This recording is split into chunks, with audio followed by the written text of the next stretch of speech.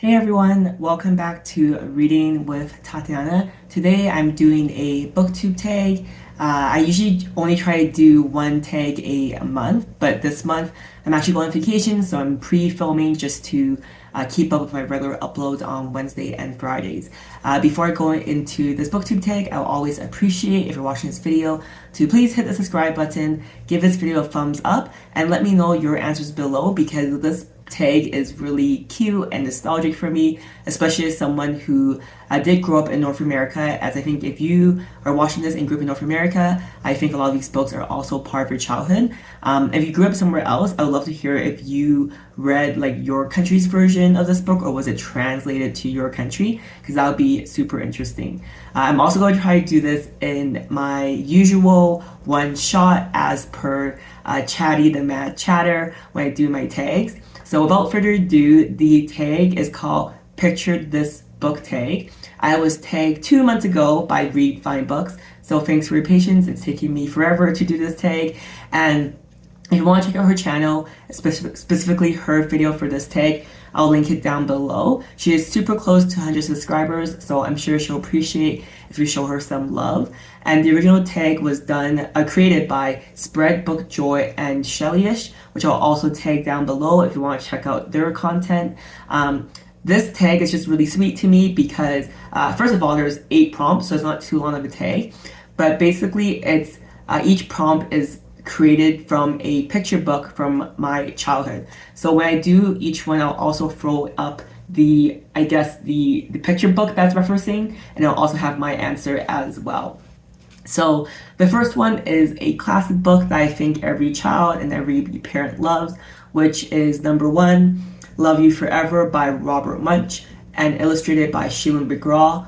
Name a book you imagine you'll love forever. So this book was just really sweet because, I don't know, is it okay to spoil children's books? I think so, right?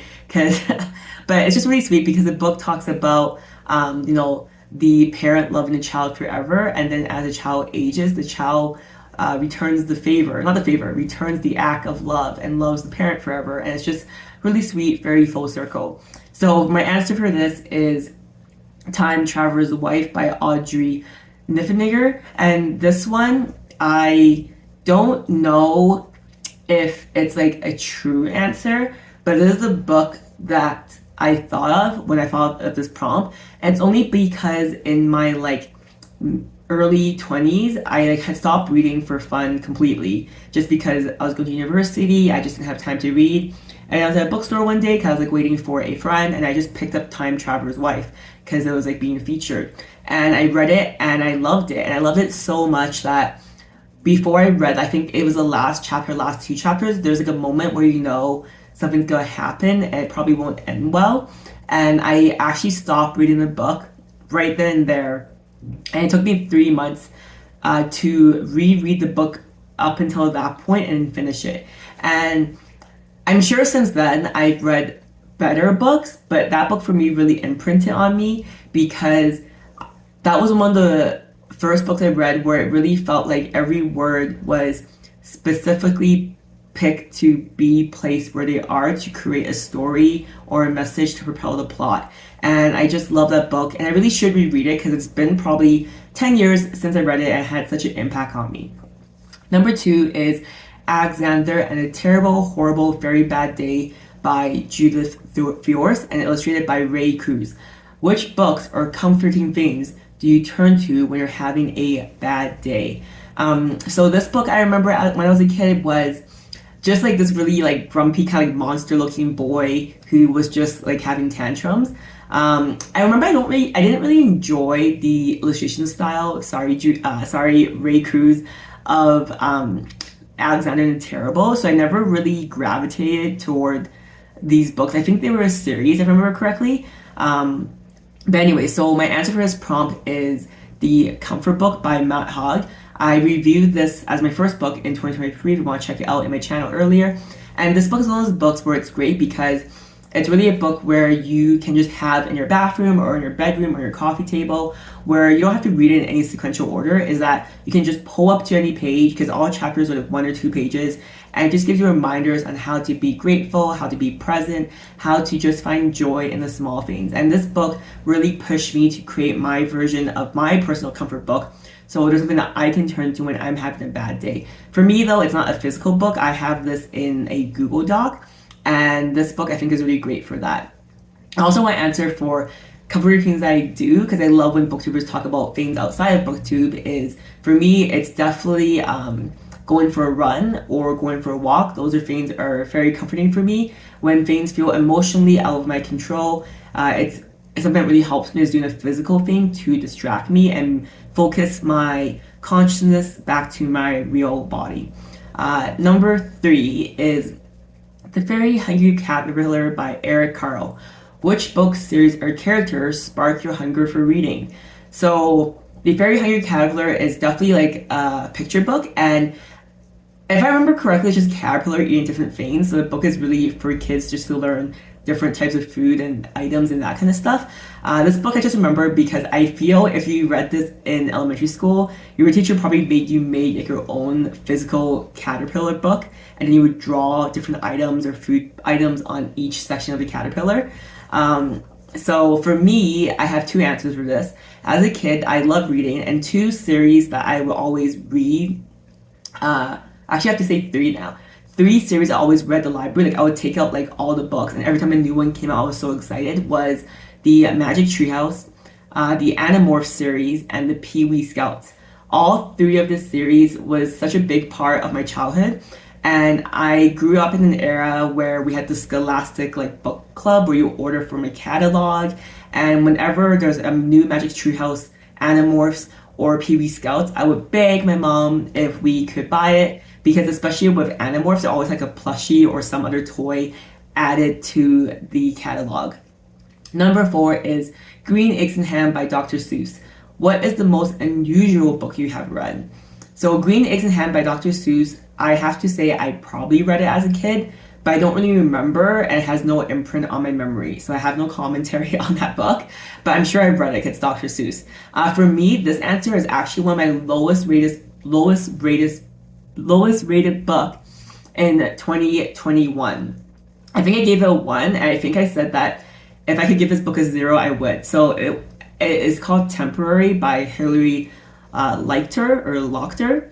And so basically the book is about a young woman who works at a temp agency, and she seems to fill your usual temporary jobs like assistant, like office admin jobs. But then she becomes like a CEO, then a sailor, then a barnacle, then an assassin, then a bomb detonator. And I just remember the book when I was reading it, I'm like, it feels like I'm in a bad dream or a bad trip, and nothing's making sense. And I'm sure some people will find it quirky, but it was just like not enjoyable at all. And I felt it was a very unusual book. And I mean, I don't recommend it, but it does answer this prompt. Number 5 is Where the Wild Things Are by Maurice Sendak. What is your favorite book featuring the natural world? Where the Wild Things Are is a great book. I love the animation in this book. I felt like I recall this vague memory in the recess of my brain. I did this like art class in elementary school in the summer where we did our own like Where the Wild Things Are book, and it was like all like textures with like paper mache and like that kind of stuff. So I really love that book. I love the illustrations. And for me, what is my favorite book featuring the natural world? Honestly, if you're watching this video and you have a book you can recommend to me that features the natural world, especially like the Pacific Northwest or the mountains, please comment down below, because the only answer I have for this is Where the Crawdads Sing by Delia Owens, which was like a decent enough book. And I really like that book because the way they described the marshlands in that book was that it became like a character in itself, because the setting is so important and crucial to the plot and the characters. And I did really enjoy how Delia Owens described the marshlands, and it was great. And I just come to realize that I haven't read a lot of books like that. So if you have any recommendations where they feature the natural world, especially mountains and the Pacific Northwest, please comment down below, because I think I need more of that in my reading. Number 6 is Goodnight Moon by Margaret Wise Brown and illustrated by Clement Hurd. Do you read at bedtime? Did anyone ever read to you at bedtime? So I do try to read every night before I sleep. Usually half an hour minimum, but sometimes it ends up being an hour, hour and a half because it's just so easy to get like swept away. My dad used to read to me when I was very, very young, but it wasn't something that either of my parents did regularly. It was kind of like a special occasion or a treat. Number 7 is Guess How Much I Love You by Sam McBratney and illustrated by Anita Jerem. Who had the biggest influence on you as a reader? So I have never heard of this book, Guess How Much I Love You, so it has no imprint on my memory. Who had the biggest influence on you as a reader? I don't know if it's like a real person in my life or if it's like a book, so I'll answer both. So the biggest influence on me as a reader is obviously my mom. Growing up, I was very fortunate.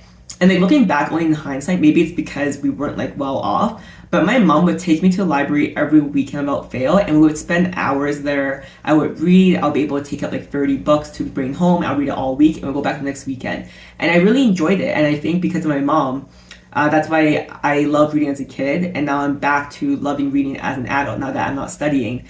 And she is definitely the biggest influence on my life in terms of reading and my life as a person, obviously. And then to answer biggest influence on me as a reader, book-wise, is probably Exhalation by Ted Chiang. It is one of my top 10 books of 2021. It is a collection of short stories. And why this had a big influence on my reading is because this was the first book I read where I had a moment that so much can be said in a short story versus a whole novel. And the way that Ted Chiang is able to have this huge universe created just in a matter of a few pages of a short story really inspired me that I want to explore writing and not just consuming and reading. Having said that, however, I am nowhere close to writing. I took like a beginning writing course last year through my library and I really enjoyed it, but I just haven't allocated time aside to do any substantial writing. Prompt number 8, the last one is The Giving Tree by Shel Silverstein. Which book or books will you give to an emerging reader? Which book have you given as a gift more than once? So this book I also don't remember reading as a kid, but I remember the illustration. It's a tree. I think there's an apple. There's like a person underneath a tree. And we always definitely did art projects related to this because we write things that we're thankful for and like put in the tree as a leaf. But I don't really remember what the story is about.